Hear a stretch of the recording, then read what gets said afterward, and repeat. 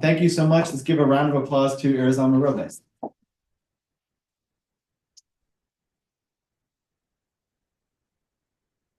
Muchas gracias. Emocionadísima de estar aquí. Thank you so much. I'm super excited of being here sharing my poetry with all of you. And I'm going to start with some poems in English. And bear with me, this is my first time reading my poetry in English. So I will do my best. And then I will read some in Spanish, some poems in Spanish, and then the translation. Conjuration of the day. I sing and evaporate water that contains various elements for magic and transmutation. Eucalyptus, rosemary, sap. The names I cannot recognize on the faces that stare. Pieces of language erased like mist. All shines a slow light on unborn things. I try to memorize the conjuration in a superhuman effort, refusing to change the one I love into an unknown animal. Hospitals. The nurse in the tidy uniform gives us a small glass of water we use to rush the bill down, and a commiserating smile which we barely thank, while the white coats make waves in hallways. Temperature, pulse, pressure, all indicate we are still alive. The apartment. I discover my solitude in a one-room apartment with a gas stove and a bathroom small enough for surviving absence and the presence of the only couch. I turn left. I walk the path in silence until I reach the park. I sit down and myself feel time and darkness merge with the bench where I calmly take my rest. The vagabond and his dog. I thought that someday I'll stop passing the street where he has made a home, that soon I will stop seeing his dog on the facing sidewalk, waiting for the whistle that will get him to cross with confidence. I've wanted to leave something of myself to that wound in the scenery. De mal de ojo, from the evil eye. Azabache. De niña, llevaba esa manita de azabache colgando de mi pulsera de oro. ¿Quién podía dañarme a edad tan tierna? El mal de ojo llegó después. Me sorprende que mi madre no lo viera venir. Jet. As a child, I wore that little jet black hand hanging from my gold bracelet. Who could harm me at such a tender age? The evil eye came later. It surprises me that my mother did not see it coming.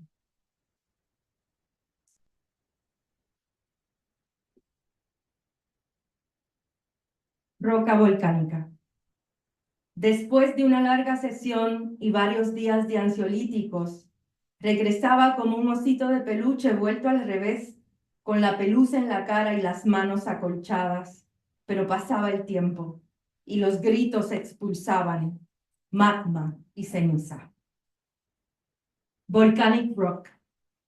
After a long session and several days of anxiolytics, she returned as a teddy bear turned inside out with fuss on her face and padded hands. But time passed and the screams expelled magma and ash. Lo indecible. Renace y muere el deseo de vivir, dos instantes encontrados. Algo así como el recuerdo y los hijos, el mundo y las cosas. Cromo, Esa palabra posible que brilla como la plata puede decir lo indecible sin romperse. The unspeakable. The desire to live is reborn and dies. Two instants meet. Something like memory and children, the world and things. Chrome, that possible word that shines like silver, can speak the unspeakable without breaking. El animal interior. Hace tiempo que mi encierro ya no importa. Animal de costumbre, puedo jugar en este armario de gritos incontenibles. Soy piedra caliza. La locura nos acompaña a diario, deja su huella estampada en mi cuerpo y su metamorfosis. Volvemos a formarnos en línea para el desayuno, el almuerzo y la cena. Vivimos esperando que el animal interior asome a la superficie y la piedra se acostumbre al quejido. The inner animal. For some time now, my confinement has lost all importance. An animal of habit. I can play in this closet of irrepressible screams. I am limestone. Madness accompanies us daily, leaves its imprint stamped on my body and its metamorphosis. We line up again for breakfast, lunch, and dinner. We live hoping that the inner animal will come to the surface and the rock will grow used to the groan. Two more. Madre e hija. Mi destino no estaba trazado, más bien dejaba trazas de dolor por las esquinas, ramos de espinas, la esencia del pánico. Yo los recogía del piso y moría de nuevo en un intento vano por barrerlo todo y tirarlo a la basura. Pero cumpliste 13 años y yo no estaba. El destino detuvo el tiempo cuando aquella mujer lanzó la amenaza de perderte. Solté las amarras de mi locura y el tiempo giró de nuevo como tus 13 años y mi ausencia. Mother, child. My destiny was not traced. Instead, left traces of pain in the corners, branches of thorns, the essence of panic. I picked it up from the floor and died again in a vain attempt to sweep it all and throw it away. But you turned 13 and I wasn't there. Fate stopped time when that woman threatened, I will lose you. I released my madness and time spun again like your 13 years and my absence.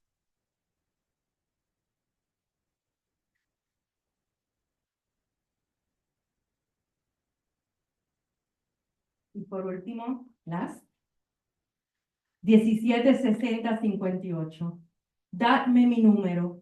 Y llevaba tatuado en mi muñeca el número de cuenta 176058 de la habitación 1 en el Hospital Pavía. Ya tenía asignado el número de mi muerte y nadie me llamaría poeta. 176058. Give me my number. And on my wrist was tattooed the account 176058 belonging to room 1 in Pavia Hospital. I had already been assigned my death number and no one would call me a poet. Muchas gracias. Thank you.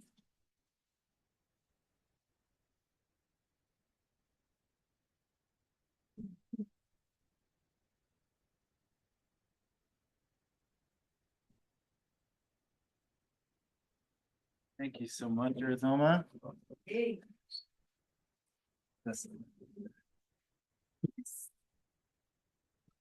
Right. thank you for reading to us. I always love to hear an author read their work, especially with poetry, because I feel like you hear the music of it so much more and you really hear their personality come through. So that was really great for me, having just read the book, to like hear it come to life in both languages. So thank you. So the first thing I wanted to talk about was about the translation process in general. We had a chance to talk about it for a moment. Can you tell just a little bit about the background of the translation, with this being your first book translated in English? First, like, how does that feel to see your work in another language? I know that can be kind of strange, but yeah. I've heard it compared to, like, if you're a musician, like hearing someone cover your song and you're like, oh, like there were all these things here that maybe you didn't see before and now you hear those come out. Did you have any experiences like that? Yeah, I do, but Roque, whom I am so grateful for this experience, because this has been an experience, a life experience. Roque did such a good job that I feel it foreign, but when I read it, he did such a good job that I can see myself in what I'm reading, although it's in English. And definitely a process I can tell you about shortly. Roque discovered Eunice Ferguson, it's my publisher in English, and Roque discovered a Translation Literary Award prize. And immediately thought of the Book of Conjurations, el libro de los conjuros, because I don't know if in the prize it was important to translate someone who wasn't as known in the English language, and I had no books translated, no, just one poem in Polish, one poem in Portuguese, but not a translation of a whole book of poems. And he said, do you want me to translate the Book of Conjurations? Of course. Por supuesto. And then he did the job. He invited me to his house. We had breakfast and we went poem by poem. We're friends. So that made it so much easier. And yes, at some point I said, well, that is not exactly what I meant in Spanish. And he did the corrections right there at the spot. And that's how it came out. Yeah, I think he did a beautiful job capturing kind of like the melody of things, especially after hearing you read them and hearing kind of like the musicality of it. I think he definitely did a great job capturing that. So that was lovely. So after talking about the translation, just to kind of talk about, there's a lot of mention of alchemy in the book and turning one thing into another. And in the introduction, Roque actually wrote some really interesting things about how translation in itself is kind of the same process of, you know, taking something and morphing it into something else, and it kind of gains some things along the way. So I guess my first question was kind of, what was your interest in that concept of like alchemy? And like you mentioned a lot of magical things and things like that. I was just curious, you know, kind of your connection to that theme, and how did it help you to explore some of the themes you wanted to look at in the book? Yeah, the Book of Conjurations started 10 years before I wrote it, and the name was The Periodic Table. So I came out because it's a very autobiographical book. I think that's one of the things you wanted me to talk about. It's very autobiographical. I came out of the psychiatric hospital. I'm bipolar, and I wanted to write something about that experience, but it was called The Periodic Table. I was playing around with the elements and the chemistry and the rocks and stones and things like that, but it wasn't. I was too near the experience. So 10 years after that, I could write the book, and it came out like it was a mystical experience. It came out in a week, but it's because I think I was thinking about it for 10 years. Right. And yes, I used the periodic table. I don't know if you noticed that I talk about, I have a poem named Borio, Tantalo, different things, you know, Talio. So I merge alchemy with the periodic table. And the reason I went to alchemy is because the feelings, the experience was already transformed. by the years that pass by. And I have a special love for this French philosopher, Gaston Bachelard. And he makes the analogy between alchemy and poetry. And I think that's what made it for me. Yeah. The correlation. Yeah, definitely. I think there was a quote from him in the introduction that I was gonna. Yes. I was- think there's also a poem for him.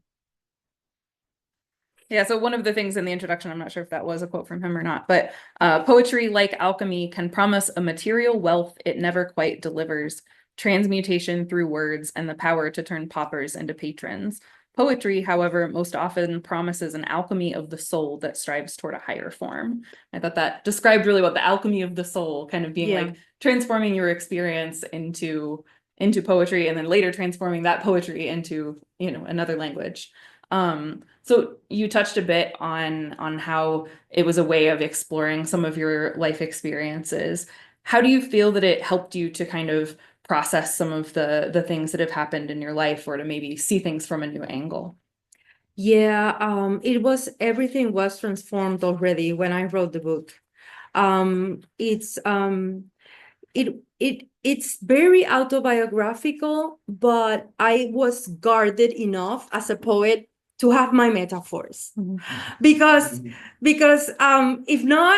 if it's completely autobiographical, then how am I going to reach other people with it?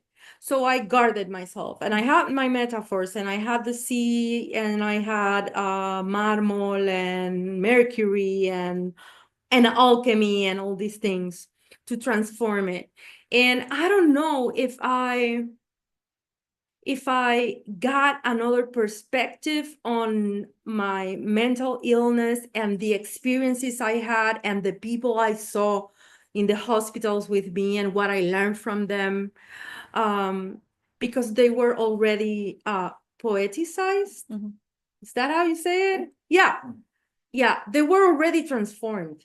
Like the poem I read about the teddy bear or something with the image, that was definitely, that poem is for one of my fellow hospital, from someone who was an intern just as me. And that scream that expels magma and ash. Oh, I can remember her. I can remember her yelling and screaming, but you don't need to know that to feel the power of those screams, because she was transformed already. Yeah, I definitely think it expanded beyond just that experience, and there's definitely some universal things that you touched on. Yes, if something happened, it expanded, and I think poetry has to be in all the ways an expansion. Yeah. Yeah, you mentioned metaphors, and that was one of the things I wanted to talk about, because I noticed over the course of the book you have a lot of symbolism and metaphor that repeats, and you can kind of see it running through things. There's lots of mention of birds, of fish, of especially the color blue, and you mentioned you wanted to read lapis lazuli. Yeah. Do you want? Yeah, I can do that. Yeah. I don't know if that has to do with since my first book, The Pez Ida, I always worked with the sea, the ocean, the fish. Lapis lazuli. Oh yeah, 71. Lapis lazuli. You pencil draw a lapis, your ultramarine blue. From the other side of the sea, the beyond, who dwells? Then I recognize me. I glimpse my eyes and my skin on that side, blue, and so intense. Yeah, and can I read the note? Of course, yeah. Yes, because Roque, when he translated this book, I enjoy so much that he didn't abuse of the notes on the bottom of the page. There's very few, but they do add something to it. Yes, and this one says, playing on both the English and Spanish ways to read a lapis, pencil drawn in Spanish, and a pencil or a lapis lazuli stone in English. So yeah, one of the most symbolic poems, I think, of the whole Right. compilation. And Yeah. symbolism can be so difficult to translate and have it really pull through. Yeah. So I thought that was a Yeah. good example of how those metaphors still kind of bridged the language. Yeah. And that was also an example of kind of that color symbolism, which you said came from your previous book? Yeah, but I am working right now with blue poems. Okay. I don't know what I'm trying right now after Zen or in Zen, I am trying to write without metaphors. I am trying to write to capture the instant. And the instant do not need metaphors or other figuras de lenguaje, como tú lo dirías. Figures of speech. Figures of speech. No lo necesita. Entonces, de alguna manera, I'm sorry. I kept on speaking Spanish. I feel that now I want to experiment with a poetry that's clean of metaphors just because I want to capture the instant. And sometimes just listing things in a poem is enough for me. Right. Yeah. And leaving it open for people to interpret. Yeah. I like that. Yeah. I'll be excited to read the next one. Oh, I'm excited about that. Let's see.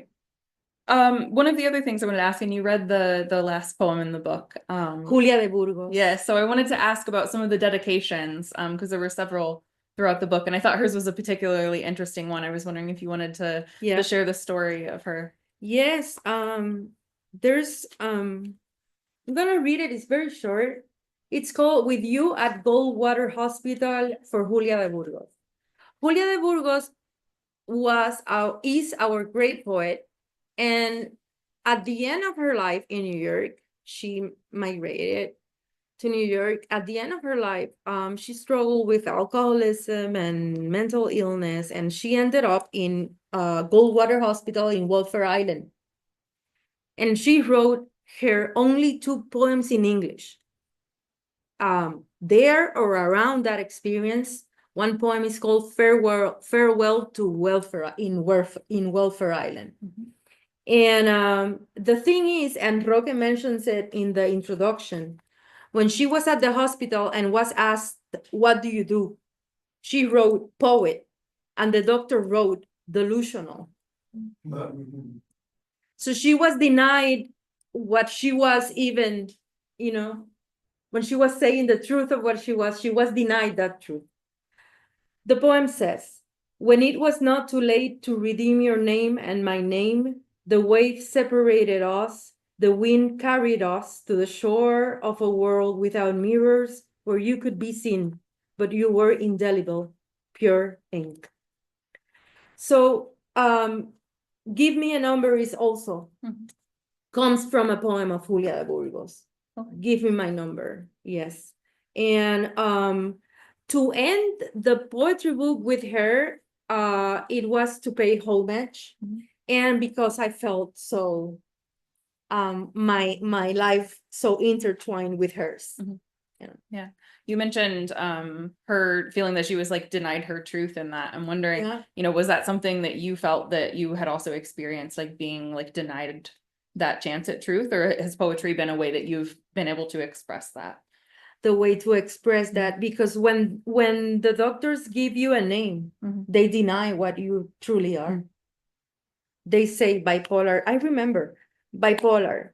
And the first time I was diagnosed, and I remember the shock, because you are somehow you are new. You are different. Yeah. You are new to yourself, but that's not who you truly are. Right. But then that's the category. And how do you live through something that you are not? A category that was given to you by someone else. That's necessary, a necessary category, because if you're not properly diagnosed, then you go in life manic or whatever. But that's, Yeah, I feel you explored that idea in several poems, like talking about you know, being put into a category or being like having I'm sorry, I lost my train of thought. One of the things I wrote down was like pure unadulterated emotion, and talking about like using like how the way that you were being treated was kind of covering up, you said covering up the natural state of things. So kind of what you're saying with having, you know, being put in a category and how that can actually kind of blur the lines of how you think about yourself. And I saw that there were many poems that explored that. Yeah, I remember one poem where I claimed the right to cry. But the medication the struggle is that you cannot cry because you are under medication. And the medication makes something chemically that you cannot cry. And I claim my right to cry. Yeah. It's one of those things, you know, that I think exemplifies what you were saying. Sure. Yeah. Yeah. So you already mentioned a little bit about the path you see yourself taking with your next book of poems and kind of stripping away some of that metaphor. Are there any other things you're, you know, thinking of including in your work? Tyler mentioned like being interested in Zen, things like that. Like how has that played into your work? Well, this new book, The Park of the Pagoda, is I say it's kind of Zen, but it's not Zen because it's mostly poems about Mexico City, about the city.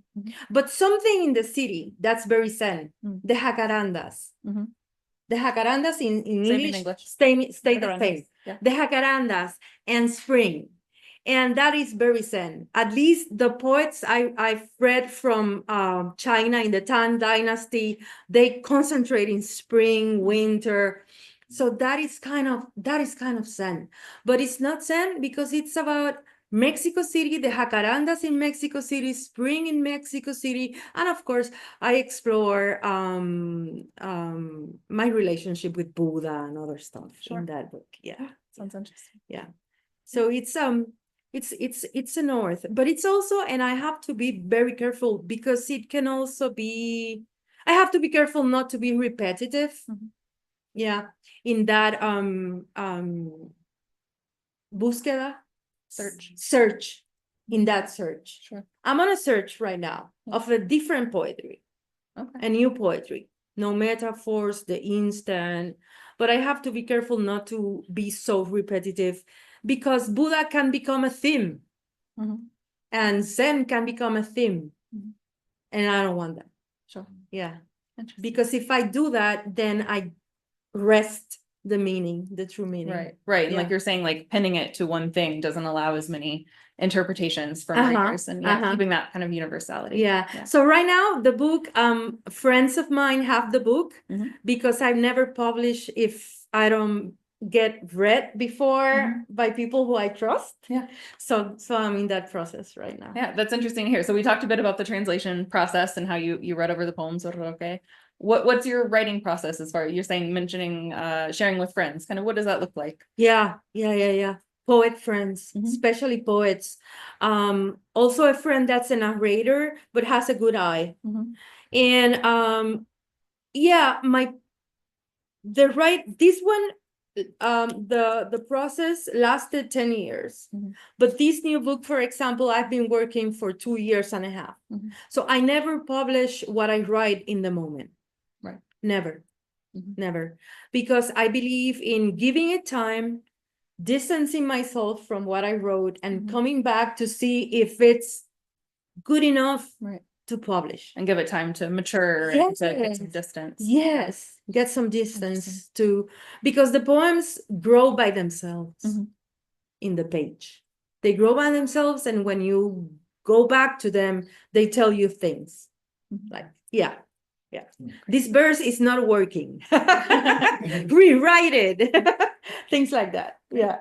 Yeah, I just got just a couple more things, and then I was hoping we could open up for some questions Of from course. everyone else. One of the last things I wanted to ask about was just with you being from Puerto Rico, your translator from Puerto Rico. Yeah. How much do you think that your home has kind of found its way into your poetry or influenced you in any way? And was it helpful to have a translator who had some of those same experiences? Yeah, because I don't know if it's exclusively necessary for the translator to be Puerto Rican, but it really helped. Mhm. It really helped because we also have mental issues, mental health issues in common. Mhm. And he reads me Mhm. in literally and metaphorically. Mhm. He can read me. Great. Yeah. It seems like, yeah, like you share a common language beyond just sharing Yeah. a literal common language. Yeah. Yeah. But there was a common language, and that made it much easier. Yeah. Well, I Yeah. hope you all are able to work again together in the future. I do hope It seems so like you too. work very well together, and it's a Yeah. beautiful book. Thank you. Thank you so much. So I wanted to see if anyone had any questions, and we can discuss those. Yes. Thank you. Of course. You said two things that I thought were very interesting concepts for writers to think about. One was that you said you try not to use metaphors. And then the second thing is that you said you try not to use themes. Yeah. So I thought those were very useful thoughts. You read me. And I thought you might have a little more to say about that. I wish. I'm learning about it. I'm trying to write a poetry that's seamless. Huh. And but I'm in that process, and I think that's what Zen has given me, because words are not that important in Zen, but they are for poetry. Mhm. How do you write without a theme so the poem opens itself to whatever it's there? But I don't know what else to say, because I'm in that process now of trying to find that. Yeah. And about the metaphors, I think if I rip the poetry I write now of those ropajes, Like bonds, what? ropes. Ropes. Yeah. Metaphors, similes, maybe I will get there. It's an exercise. Thank you. Yes. Yeah, I'm wondering if it's somewhere when I'm hearing when you talk about that, when you talk about it, it's that you said it's that you're trying to write a non-conceptual poetry. Uh-huh. So it's just very naked. Yes. It's not contrived or based around a theme or a concept, but just to. Thank you, Kanji. Yes, I think that's exactly what I am trying to do. Yes. What? While I have the floor, no, I just had a curiosity question. When did you decide you were a poet? When did you start writing? Oh, when I learned how to write. Yeah, I remember my first poem was for my grandmother. Oh, a red rose and a white rose. So cute. So I started writing poetry, and I remember I was a queen in some festival in Puerto Rico, and they asked me, what do you do? And I write poetry. And I was, I think, 8 or something like that, or maybe less. But yeah, always. But seriously, with my first book in 2003. More seriously. Two questions. One, I was gonna ask that same thing, Tom just asked with, when did you figure out you were a poet, but,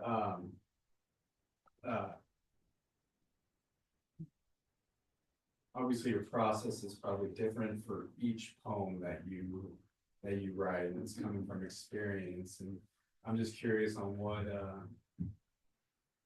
if I can, like, a glimpse into the creation process of when it's like, okay, I'm gonna write a poem about this experience. Like, does the experience have to stand out for you, or is it just comes to you when it's like, it might not have been significant when it happened, but now, you know, months later, a year, it comes to you, and you're like, this needs to come out in the form of a poem. I'm just curious on your, yeah, if there's anything like that in the Yes. process, or Yes, how sometimes. it's come to you, or you're just like, I'm gonna sit down and write a book of poems, and now you have a book of poems. Yeah, I wish it was that easy. If only. Yes, sometimes the experience leads to the poem. Like in the Book of Conjurations, no doubt. It's about experience. And it's a very material book. In the images I use everything. But sometimes I do sit in front of the computer and wait. Because I want to write. But I don't have a theme, a topic, an idea, a clear idea. I may have a verse, and that's it. That's all I have. Or I may have the jacaranda in bloom in my mind. And I sit down, and the image is in me, and I write the poem. But I don't necessarily know how the poem is going to go, how the poem is going to end. Yeah, you just have the seed, and it'll just flower. Yeah, the experience of writing it Mhm. is what, makes it No. possible. I guess that was with Jacaranda. The jacaranda. Jacaranda, where we have in San Diego. It's a beautiful tree. It's the most beautiful tree. I wasn't sure if that's what you're talking about. Yes, the jacarandas. Yes. That's incredible, yeah. Yeah. Uh-huh. Thank you. I have a question similar to the question asked before, but when did you know you were a Buddhist? Oh. Is that something you discovered here in Rochester, or did you discover it in Puerto Rico? I discovered in Puerto Rico through Tibetan Buddhism. Oh, okay. And then I went to one professor in Puerto Rico who is a philosopher and a Buddhist, Zen Buddhist. And before I came to live in the US, because I lived in Louisville, Kentucky for 1 year, years ago. Before that, I made sure I went to him because I wanted something different than Tibetan Buddhism. I just wanted something different. And he talked to me, he gave me the Dhammapada, he gave me a book on Chan or Zen. And we talked about it, and that's how I knew it was Zen. And in Louisville, I met the priest, Jisai Prince Cheri, who works with the tradition of Rochester Zen Center. And that's how 9 years ago. Yeah. Yes. Al poema yo lo veo como nivel. Niveles. Sí, como que hay un nivel por aquí, otro por aquí, otro por aquí. I see different layers in the poems. And just a glance, I could see this other part, like the story of the other story that could possibly also come forward. So I don't, if I'm reading it correctly, is that it's not just what you see on the page, there's a lot more behind this. Yes. Whole life experience, the thing that leads up to this other thing, which has something to do with that other thing. But, and I think that is just fascinating, because I wonder if we do that because we're Spanish, I don't know, because we're always thinking too many things at the same time. And it makes us hard to translate. It makes it very hard to translate, because what nivel or what level of that writing do you translate? Yes. And so, yeah, I run into that a lot, but I see that in your writing. I think it's brilliant. Yes, thank you so much. Yes, it's definitely layered. Also, Yeah. Yeah. 100% boricua.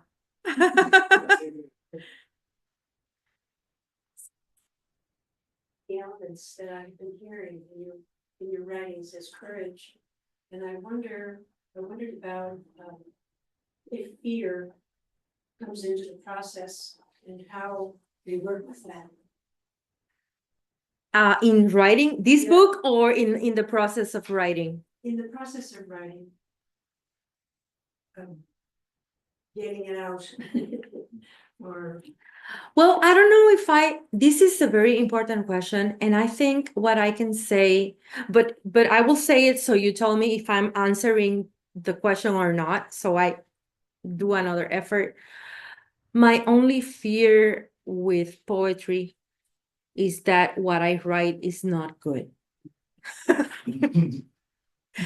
That's the only fear I've experienced with poetry, because poetry for me is a place of not only freedom, because it is liberating, but it's also a place that I am very comfortable in.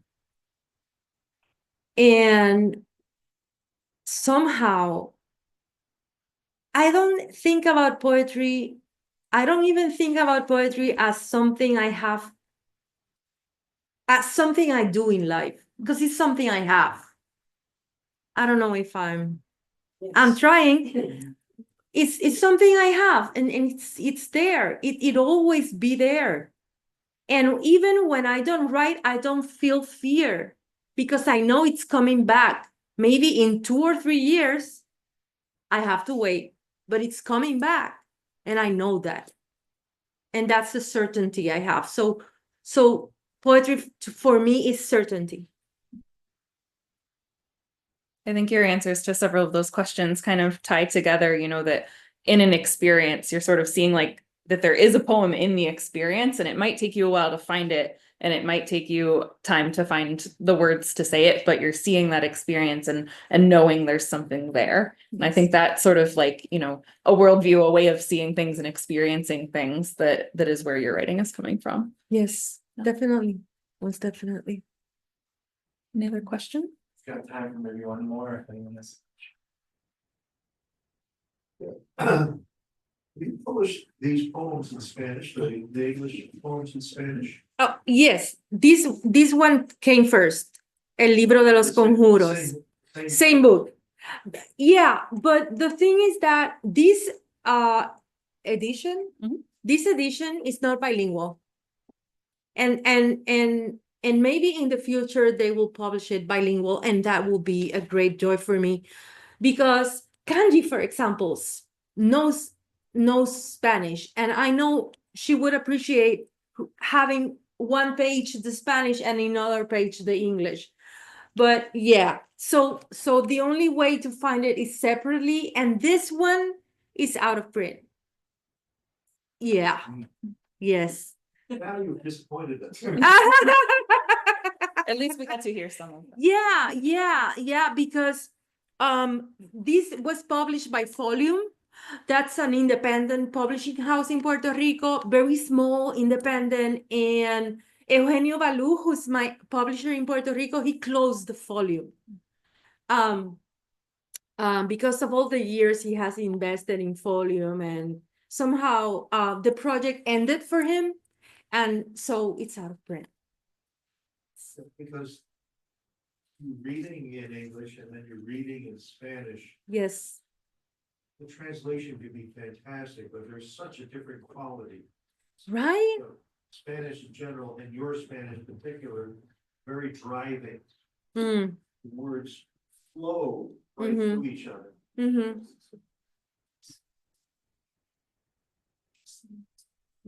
But I think it's also what he's saying is that in the writing, working on the memoirs of Puerto Rico until we arrived in Puerto Massachusetts, and so what he's seeing is, and he's saying the same thing there, the dialogue is in Spanish, but then I put it after in English, and while it's the same thing, the meaning, there's all this, and that's what I mean by layers. It's exactly the same thing, Spanish and English, but the meaning there is different. Well, it's not exactly the same thing. Well, Yeah. what- Traduttore, traditore. Yeah.